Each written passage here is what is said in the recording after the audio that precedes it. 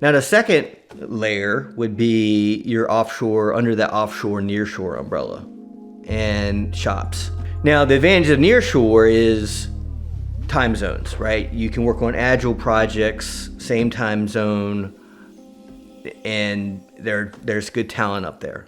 Their pricing is going to be anywhere between $50 and $100 an hour is a rough range.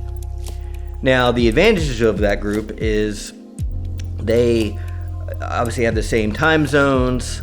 They're usually have pretty good English skills, but it varies by country if you want English language.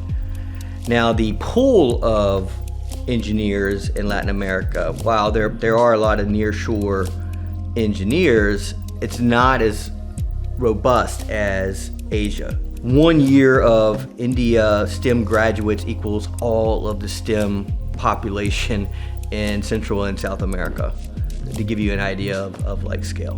Nearshore will be Latin America, Canada potentially, but anywhere within the same time zones is considered nearshore. So Mexico all the way down to Argentina would be in that realm. Offshore is going to be Eastern Europe. It's going to be India. It would be one of the largest. Philippines. If you go with those shops, pros is you could get lower rates. So you're usually paying that $45 to say $75 to $85 an hour working with 100% offshore shops. The downside is there's some cultural things you got to work through. Sometimes you don't always know who you're working for. Labor comes in and out of these organizations, so having consistency within those organizations and really knowing the talent you're working with is sometimes difficult to understand. There's also a tendency of order takers. So you work with agencies offshore, they'll say yes, yes, yes, yes to everything. If you look at their websites, they can do everything, master of everything, right? And reality is that's not necessarily true. They might be good at a few things, but they cast a wide net thinking that will bring them more attention and projects, but it really waters down what their real capabilities are. So what you get with them is lower rates, but you tend to have a lot of rework, right? Because they promise something and they have to rework it a bunch of times because they weren't really as good as you thought they thought they were, or you thought they were.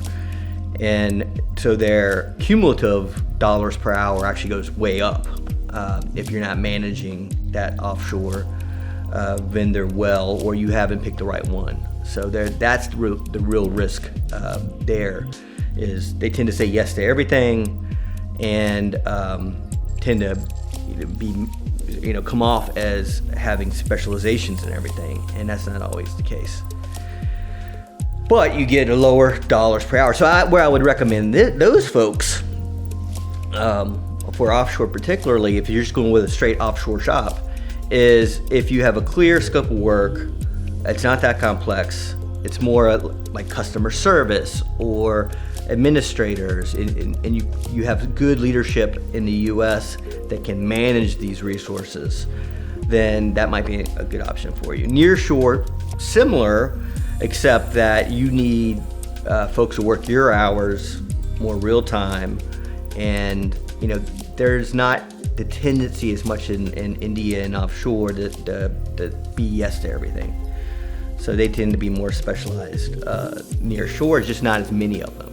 Just the amount of STEM talent you have in India far outpaces the STEM talent you have in all of Central and Latin America, which is why we do a lot of work in India with Co-Resolute.